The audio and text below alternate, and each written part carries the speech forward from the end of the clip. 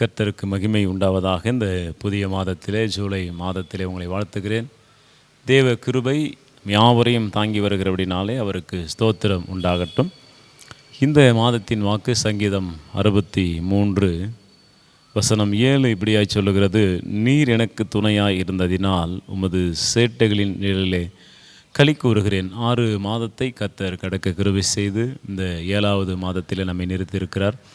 எனவே அவர் செய்த நன்மைகள், ஆண்டவர் நமக்கு துணையாக இருந்து இப்பொழுது அவருடைய சேட்டைகளின் நிழலில் நம்மை மூடியிருக்கிறார். நாம் களி கூறுகிறவர்களாக இருக்க வேண்டும். இவ்வேளையும் தீங்கு இருந்தாலும், தீமை, சோதனைகள், பாடுகள் இருந்தாலும் அவருடைய சேட்டைகளின் நிழலில் இருக்கிறோம் என்ற நினைவோடு நாம் ஒவ்வொரு நாளும் அவரிடத்தில் களி கூர்ந்து மழுகுகிறவர்களாய் இருக்க வேண்டும். ஆண்டவர் நமக்கு துணையாக இருக்கிறார்.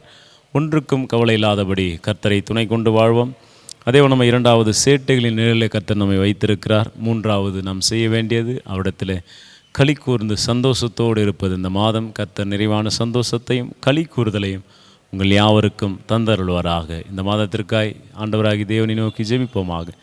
அன்பின் ஆண்டவரே, நிறைவும் இரக்கமானவரே, துணையாக இருக்கிறவர்களே, சேட்டை நிழலிலே இதோ எங்களை களி கூற செய்கிறவரே உமக்கு ஸ்தோத்திரம். இதை காண்கிற பிள்ளைகள் கேட்கிற யாவரும் உடைய நாமத்தை மகிமைப்படுத்தவே கர்த்தர் நீர் இறங்கும்படியாய் இப்பொழுதும் எப்பொழுதும் மாறாதபடி கிருபை மாதம் முழுவதும் பாதுகாத்து நடத்த வேண்டும் என்று மீட்பெரும் இரட்சகருமாகிய இயேசுவின் நாமத்தின் வழியாக ஜெபிக்கிறோம் பிதாவே. ஆமேன், ஆமேன்.